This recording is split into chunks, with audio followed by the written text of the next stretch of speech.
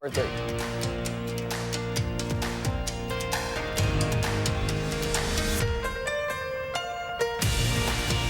afternoon, everybody, and welcome to Live at 4. Mark is off today. Danica Lewis is filling in. Thanks for your help. Of course. Always happy to be here. Hope everybody had a nice Father's Day. Did you do anything fun for Father's Day? Yeah, we went to the Mallards. Oh, that's a great idea. Anybody else that went, it was a very funny giveaway. They had a shirt that was the dad bod shirt. It was a little disturbing, but very, very funny. Oh, that's cute. And it was so chilly. It was. It was a little brisk out there, not baseball weather. Did you guys do anything? We cooked out and kind of hovered over the grill to stay warm, I know. But luckily, the weather is improving, and we'll get to that in just a little bit. A little later this hour, we're going to be taking your calls for Dr. Zorba Pastor. So Danica and I will let you know when it's time to call in. Madison police say they're investigating several reports of road rage involving guns during the past week. We'll have more on that coming up. The organizer of a Wizard Festival in Jefferson County has been charged. We'll explain why. And Iranian leaders say they're increasing their stockpile of uranium beyond the levels set in the 2015 nuclear agreement. How the Trump administration is responding to that. Let's take a look outside today. This is the view from Olin Park. Yeah, it's a really nice view. It's a little deceiving because it is a little, chilly for the time of year still. That's right. The weather words today, not to 80 degrees yet. And we're in the middle of June, so that's unusual. Come on. Dana Fulton is on the weather patio. Hi, Dana. Hey, we're working on it. We'll definitely be in the 80s by the weekend. If you could just give it a little bit of time, we'll get there. Right now, of course, with our humidity, it does feel, thankfully, a little warmer than where our temperatures are actually at. We're starting to get a little bit of a break up in the clouds. Here's a live look from Platteville Forest. A little bit of sun coming through for us right now. So through the rest of the evening, actually, things are going to stay pretty pleasant for us outside. We aren't expecting any big changes in our current conditions. Looking at our visible cloud track, you can see those clouds from this morning shifting out and that clear sky coming through for this evening. And Doppler track's nice and quiet too. Right now we're at about 73 in Madison as well as in Janesville, close to 69 in Monroe. Cooler along the lake, about 62 in Milwaukee. Again, with that humidity factored in, our dew points pretty close to 60 in Madison, enough that you'll notice it if you go outside, but it'll be a little more humid by the time we get towards the end of the week. Our breeze is calm. It won't be too windy this evening. Temperatures over the next few hours are going to hover in the low 70s and then fall through the 60s after sunset. By tomorrow morning, we'll be in the mid 50s, and then we're going to start talking about some shower chances for the middle of the week. We'll take a closer look at that in just a few minutes. Right now on the roads, most of Dane County looks okay. I do want to look down towards Janesville right now. There was an accident on 3990 southbound. That was right after the exit to Avalon Road. The right two lanes were blocked at this time. It does look like the accident has been cleared, but of course traffic still moving very slowly, very congested. That's southbound on 39 and 90. Plan on adding at least 20 minutes to your commute if you're trying to head down towards the state line. Even on the northbound side of 39 and 90, we're seeing delays currently. Downtown on the Isthmus, no major spots. The eastbound side of the Beltline, of course, we're seeing speeds drop quite a bit. 26 minutes to get from Janesville to the Beltline. Sauk City and Middleton will be about 17 minutes, and then from Sun Prairie to downtown, about a 15-minute drive for you this evening. Not too bad for us this evening, thankfully. Again, now that we're getting just a little bit of sunshine, but you should be able to get outside and enjoy the rest of your night. Sounds like a plan. Thank you, Dana.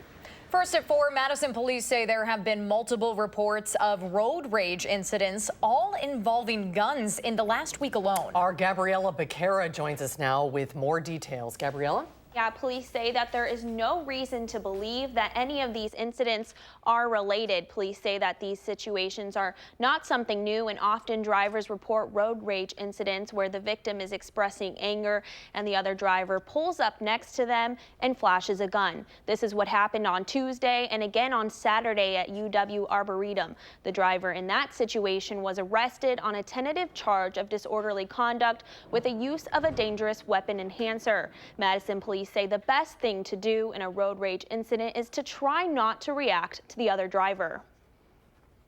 Maybe say something to yourself, but don't gesture to the other driver. Don't yell something at the other driver. Don't swerve at them. Don't honk your horn, because you just don't know. Police say that no one has been shot in one of these road rage incidents. If someone should find themselves in a road rage incident where a gun is pulled, they should call the police. All right, Gabriella, thank you so much. Thank you. Thank you, Gabriella. A Madison man is facing multiple drug dealing charges after he was found with more than $100,000 worth of drugs in his home last week. Police say 28-year-old Anthony Nance was arrested during a traffic stop Thursday evening. After obtaining a search warrant, officers searched his apartment in the 3800 block of Whitman Lane. They found thousands of dollars worth of heroin, cocaine, and marijuana. Officers also found more than $5,700 worth of cell phones, digital scales, and cash. Governor Tony Evers says he has not decided yet if he'll veto the budget approved by the Joint Finance Committee. That committee passed the 2-year spending plan last week and is now waiting for approval from the full legislature. Republicans are expected to make changes to that budget before it's sent to the governor's desk. Those lawmakers who do make up the majority of the legislature want to increase vehicle title fees across the state to help pay for road repairs. Speaking during a Pride Month event outside the Capitol today, the governor said that doesn't make sense to him. It's amazing to me that we think just doubling fees without having the people that use the roads, like people from Illinois, Michigan, Minnesota, aren't paying for using our roads. I mean, it just doesn't make any sense to me. But again, the governor instead wants to increase the gas tax by 8 cents per gallon to help cover road costs. The state assembly could vote on a bill tomorrow that would allow public schools to release the names of students, parents, and guardians. The current law allows schools to release the names of students as well as their addresses, birth dates, and phone numbers. Republican Representative Mark Bourne says it, quote, sounds weird that schools can't release parents' names now. Democratic lawmakers say it's an invasion of privacy and would allow people to obtain parents' names for criminal activity. If approved, the bill would head to the state Senate.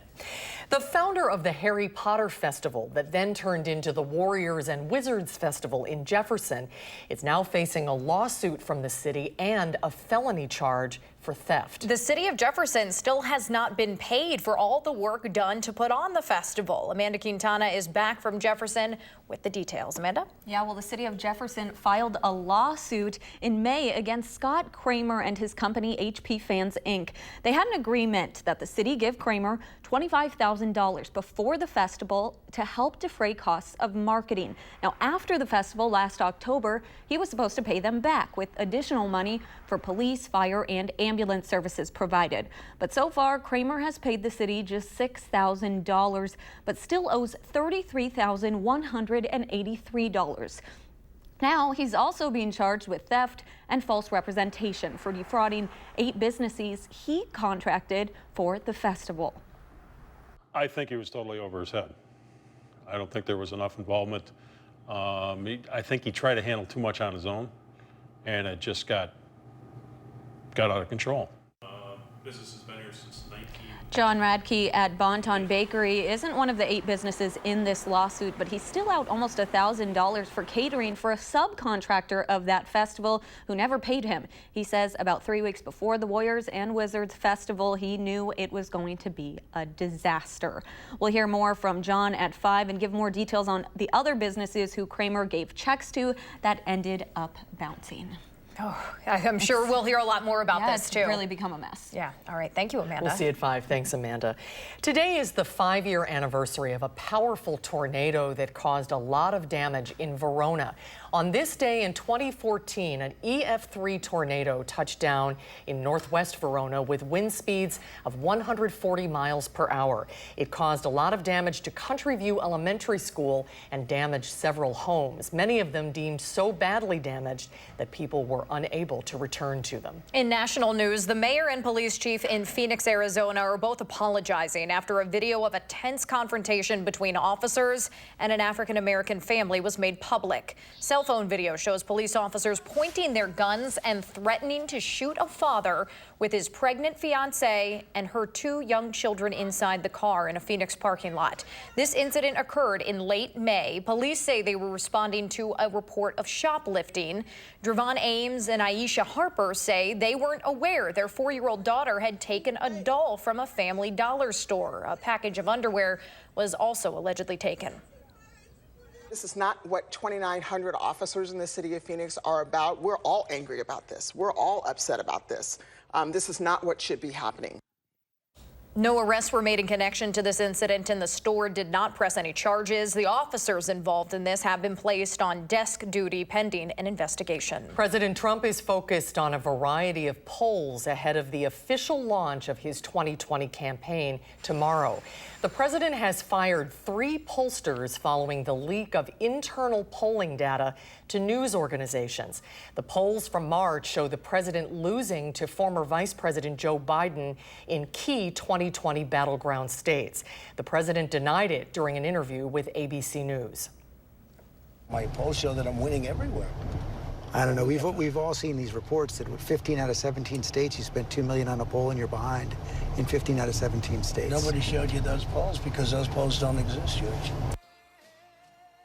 But in a statement to CBS News, the Trump campaign acknowledged the polls are real. However, it calls them incomplete and misleading, saying they represent a worst-case scenario for voter turnout. Iran has announced it will soon be a step away from a weapons-grade uranium enrichment, a year after the U.S. pulled out of the Iran nuclear deal and reimposed tough economic sanctions. That announcement also comes nearly a week after the U.S. blamed Iran for an attack on 2 oil tankers in the Middle East. Katherine Johnson is at the Pentagon with the latest. Iran announced it would surpass the limit for enriched uranium in 10 days as it urged the international community to save what's left of the 2015 nuclear deal. We are suspending, we are not revoking the commitments. We need deeds, not words. We should not yield to nuclear extortion by the Iranian regime. The announcement comes as the U.S. is attempting to build an international consensus against Iran. The Pentagon says the country is responsible for last week's attack on 2 oil tankers in the Middle East. We will continue to work with our allies and work with our international partners who would like to help us deter this Iranian behavior, who would like to help us get them back to the negotiating table. Secretary of State Mike Pompeo told CBS Face the Nation that all options, including military, are on the table to counter Iran. President Trump has said very clearly he doesn't want to go to war. At the same time, we've made very clear that Do you have the legal authorization for a strike on Iran? we always have the authorization to defend American interests. Democrats point out that military strikes require an act of Congress. Congressional approval is necessary to initiate hostilities against Iran.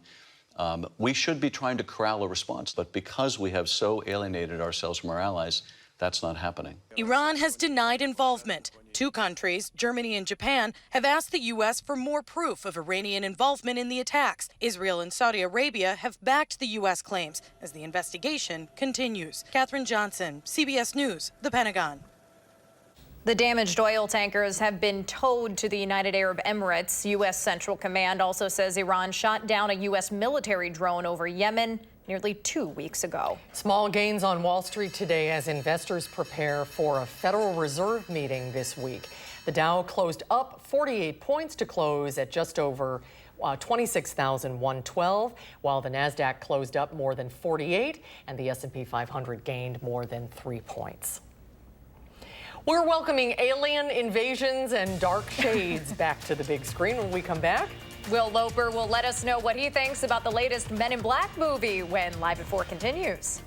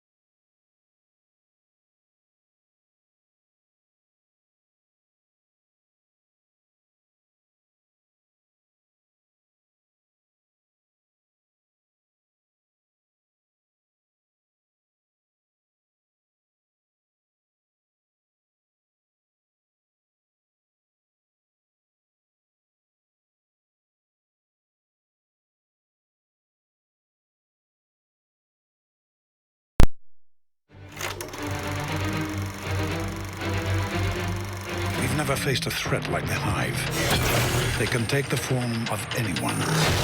I haven't seen that before. Even our own agents. Do we have a plan? You know, sometimes you have to trust your gut. Wait, are you a queen? Indeed, she is. I pledge loyalty eternal to you. No, I'm not interested. Too late. I already pledged the loyalty. I wish you'd said no before.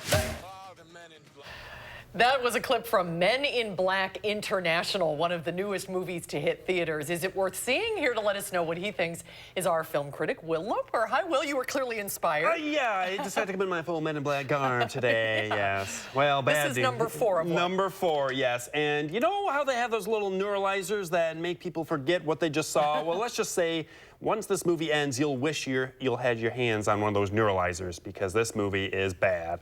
Will Smith and Tommy Lee Jones are out of the franchise, and Tessa Thompson and Chris Hemsworth take over to save the world from aliens. This time around, there's something called the Hive, which wants a weapon to destroy the planet or the solar system or the universe, or just do something very bad. Now, Thompson and Hemsworth give it everything they've got. Their charismatic acting is one of the few enjoyable things in this movie. It's the completely generic and mishmash script that makes this movie a slog to watch. We're never really made to care about what's going on, and besides a car that has weapons hidden in every part of it, nothing in this movie is clever or inventive.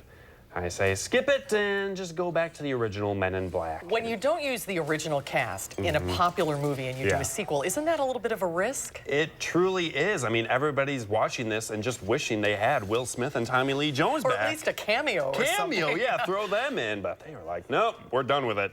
You're not having us. That's too bad. Okay, really what's the rating you gave it? 2 neuralizers out of 5. If only we could flash that and start this movie over. All right, what's up next? We've got Late Night. Who are you? I'm Molly. I'm a new writer. You want to sit down? Okay. That's where Madison sits. Could you sit down, please? Oh, I'll just use this trash can. There's hardly any trash in it at all. Oh, it's kind of comfortable, better than a chair. So Emma Thompson is an out-of-touch late-night talk show host whose show is about to be canceled. Her writing staff is all white men, so they bring on Mindy Kaling to give a fresh take and hopefully help save Thompson from being replaced.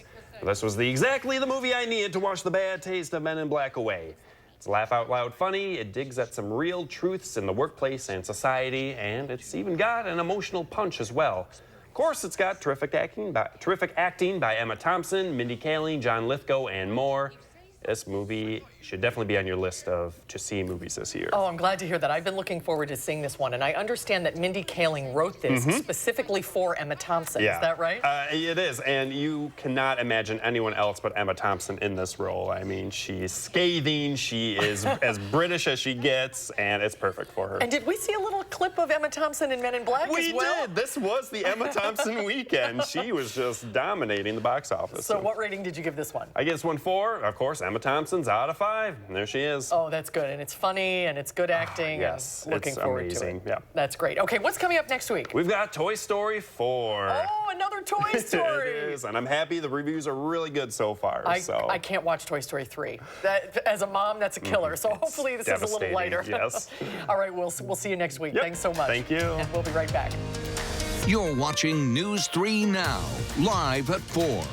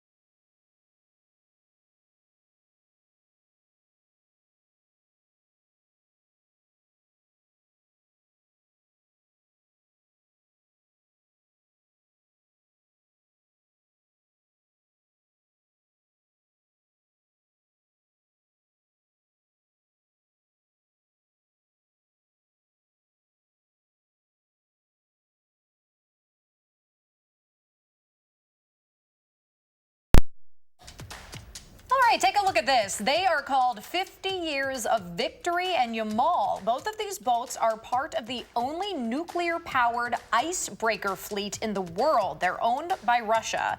They use the boats in waters covered in ice to aid in shipping, research expeditions, rescue operations, and tourist cruises. Two production companies put this time-lapse together from their week on the icebreakers. They say besides watching the ships tow other boats, they also saw the northern lights and some polar bears. That's pretty cool. That is very cool. I don't know if I'd pay for a cruise in the freezing cold, but you know. I don't know. I think it'd be an adventure. Sign me up. Yeah, me I think too. It'd be really interesting. I'd just you'd just be bundled up. Right. It wouldn't the whole be laying out by the pool. It'd be bundled up outside. The anti-cruise, kind of, but pretty. Still pretty. Super pretty. So we're hoping for some cruise weather. Maybe by this weekend it'll get a little better. Right now it's still just a little below average for us, but finally we're getting some sunshine, which is surely a nice change from this morning. Through the next few days, we're going to be taking a look at some rain coming on through, but we'll talk about that right after the break.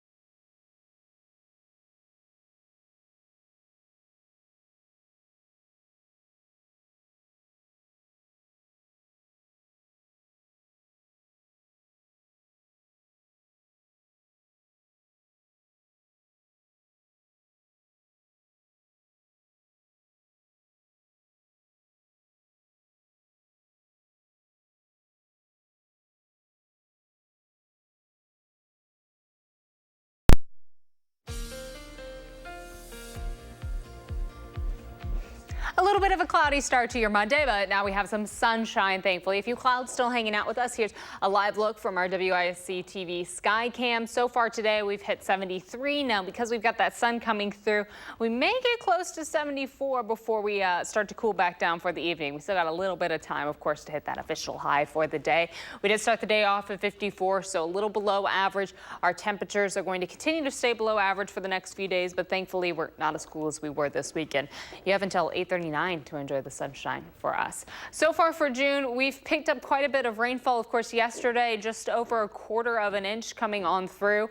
But the thing is, we're actually just over 1/2 of an inch of below average for us. June, usually we get a lot of precipitation coming through. Right now, we're almost to 2 inches, just over 1 3/4 inches, and that's below average for us right now. We still have about a week and a half to get through the month, so there's plenty of time still to make up that deficit. But we're marching through June. We're staying just a little drier than usual. Be a nice change after April and May.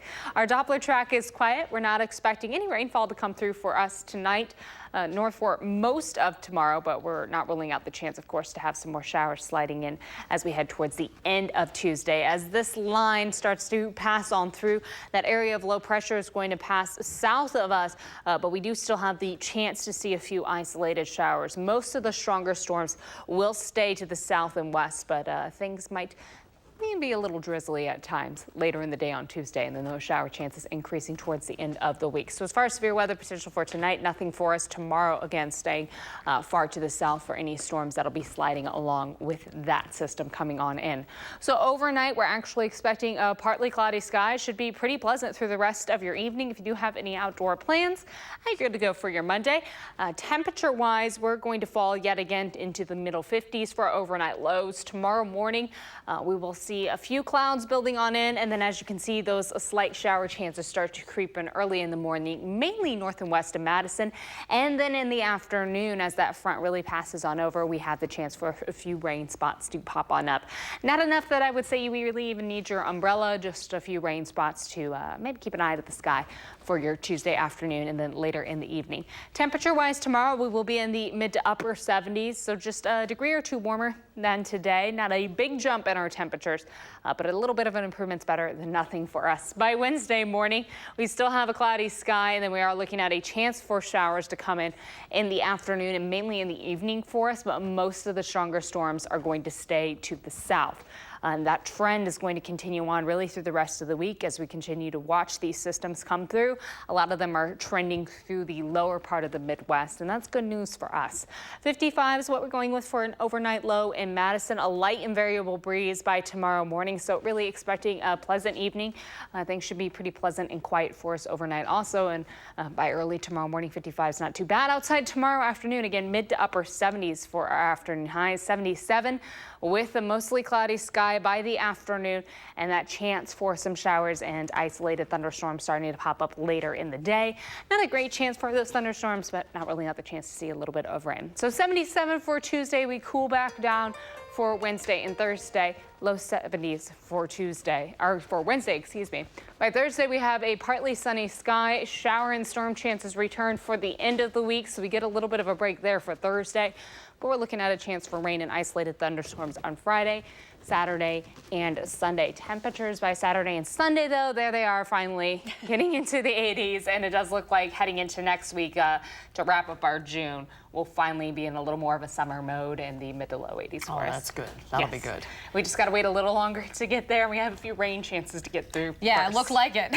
Yes, but we'll make it through. We'll be there here in no time. I don't know. It's kind of nice to not have the AC on, isn't it? To leave the windows open and stuff. I'm a huge fan of having the windows open, especially at night when it's cooler out. That's ideal. Definitely. So if we can put it off for a few more weeks, that's cool with me. We'll be talking about the cooler air once it's the end of August and early September. That's wondering where the 60s, 70s. Right. Exactly. I look forward to a little heat. All right. Thanks a lot, Dana. Designer and socialite Gloria Vanderbilt has died. The mother of CBS 60 Minutes contributor and CNN anchor Anderson Cooper was 95 years old. Mark Liverman takes a look back at her life and her legacy. Gloria Vanderbilt lived a life of wealth and opulence in the public eye. Born in 1924, her father Reginald Vanderbilt was heir to the Vanderbilt fortune. At the age of 10, she was dubbed the poor little rich girl as a result of a custody battle between her globe-trotting mother, Gloria Mercedes Vanderbilt, and her aunt. She later became known for her work as an actress and a designer, best known for her brand of designer jeans with a signature white swan label. At its peak in 1980, her famous jeans generated $200 million in sales. The mother of CBS contributor and CNN news anchor Anderson Cooper, the two appeared together in New York in 2016 at the premiere of Nothing Left Unsaid, a documentary exploring Vanderbilt's life and relationship with her children. So when my mom turned 91, I decided, I want to change the conversation that we have. I want there to be a new way that we talk and relate to each other and learn about each other. Cooper's brother killed himself at the age of 23, a suicide his mother witnessed and called the most painful moment of her life. Vanderbilt was married 4 times. In a statement from CNN, Cooper remembered his mother as a painter, writer, designer, remarkable mother, wife, and friend, adding she was 95 years old, but ask anyone close to her and they'd tell you she was the youngest person they knew, the coolest and most modern. Vanderbilt died at her home surrounded by family and friends. Mark Liverman, CBS News. Vanderbilt had 4 children. Anderson Cooper is remembering his mother today, calling her an extraordinary mom and an incredible woman. An incredible life. Yeah, most definitely.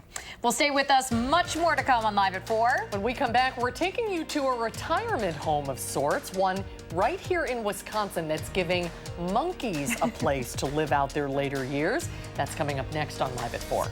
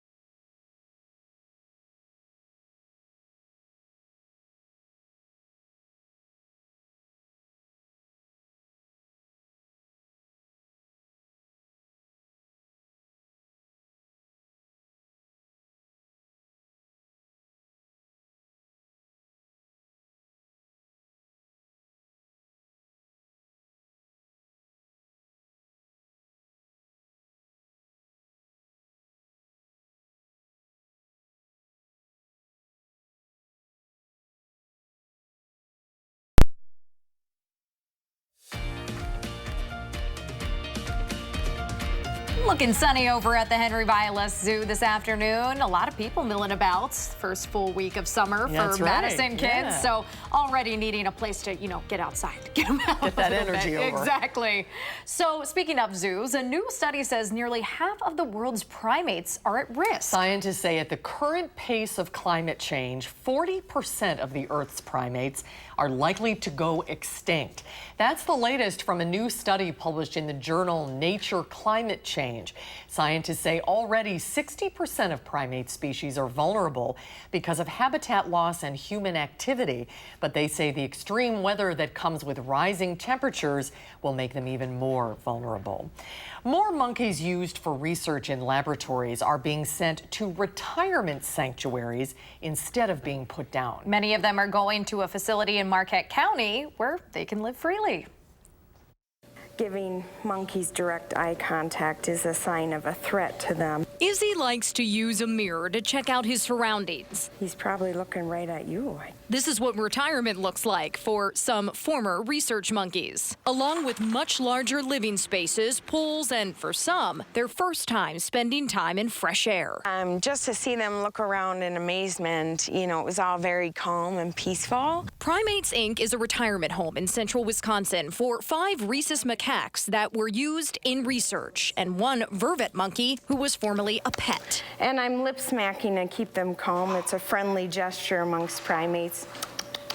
Amy Kerwin created this sanctuary after working in a research lab for 5 years. She calls it her life's work. Knowing that I couldn't help my 97 monkeys I grew close to, I mean, they all had names and personalities. When studies are done, most primates are euthanized so their tissues can be examined or they're sold to different studies. But researchers and sanctuaries say more and more labs are looking to retire monkeys. But the biggest hurdle is funding. Most studies are funded by the National Institutes of Health, or NIH, but the government agency does not include funds for retirement. This would have to be a policy change by the NIH, and it will have a dramatic effect on the taxpayers, on budget. The nonprofit Americans for Medical Progress represents research labs. Cindy Buckmaster says they support retirement, but researchers are concerned about sanctuary standards and financial viability. These animals have very complex social and behavioral needs and physical needs,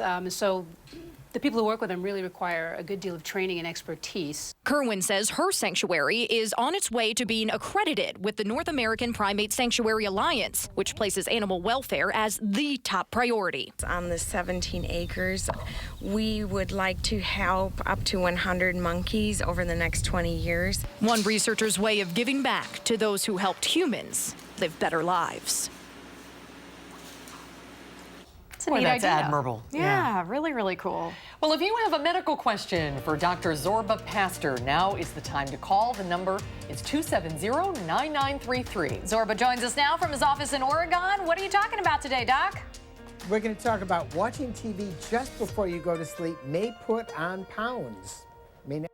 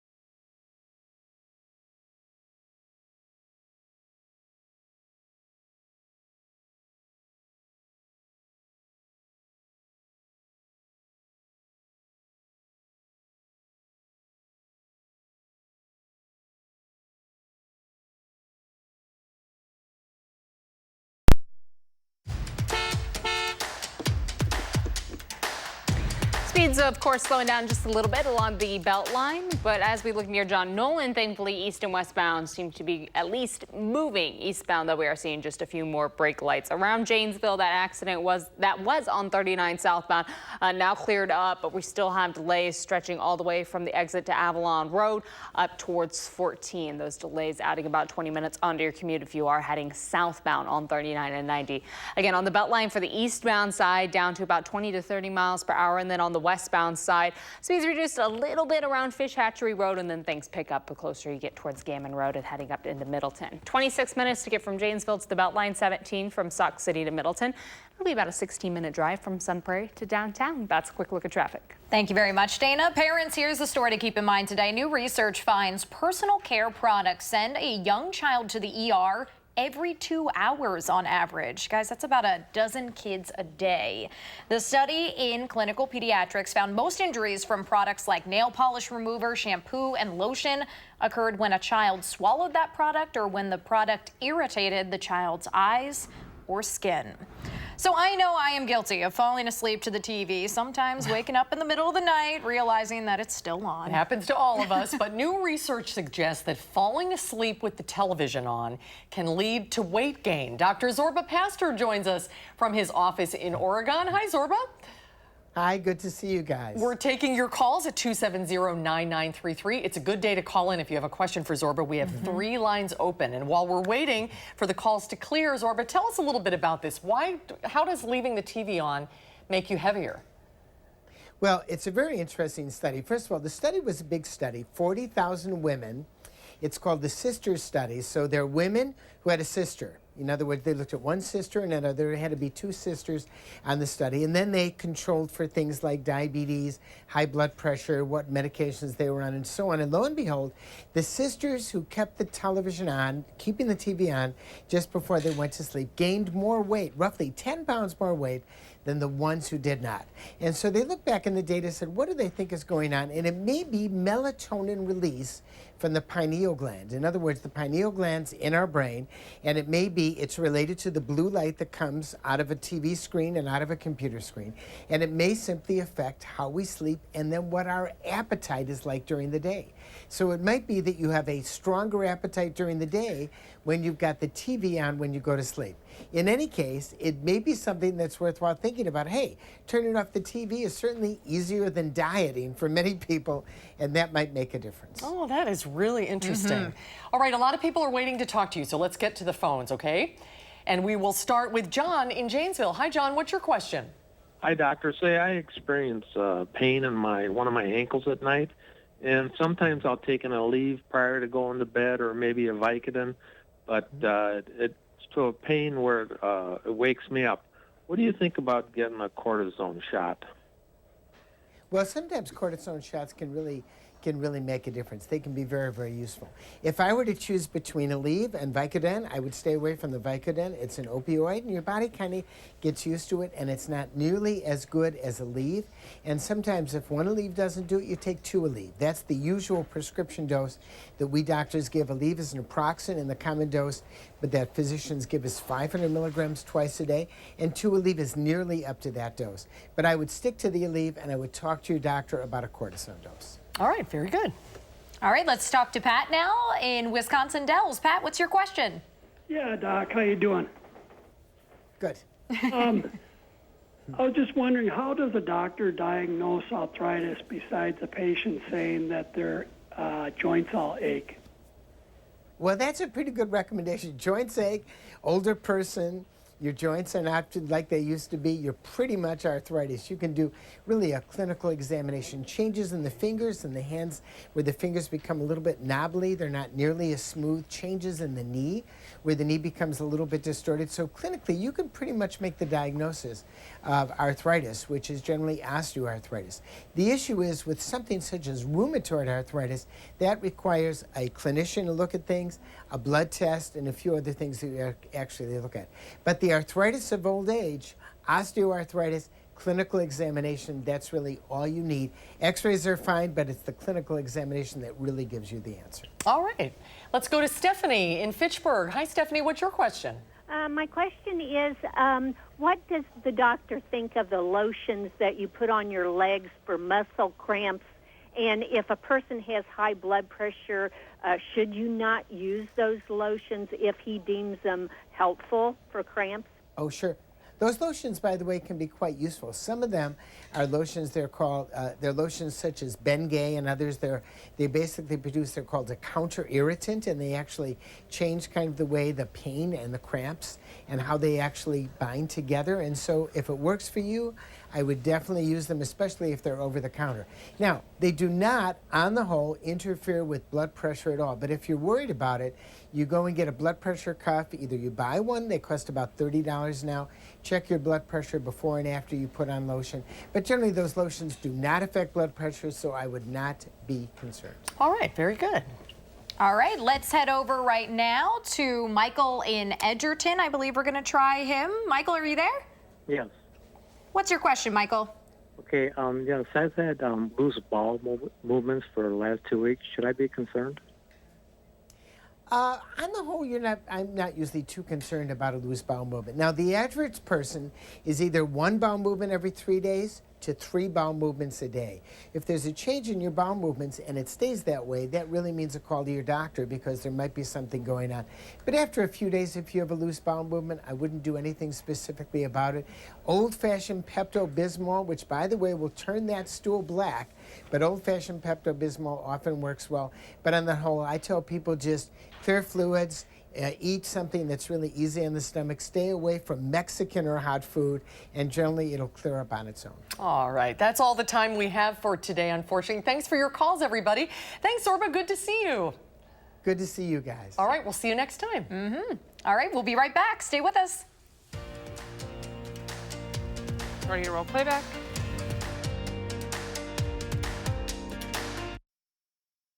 Not just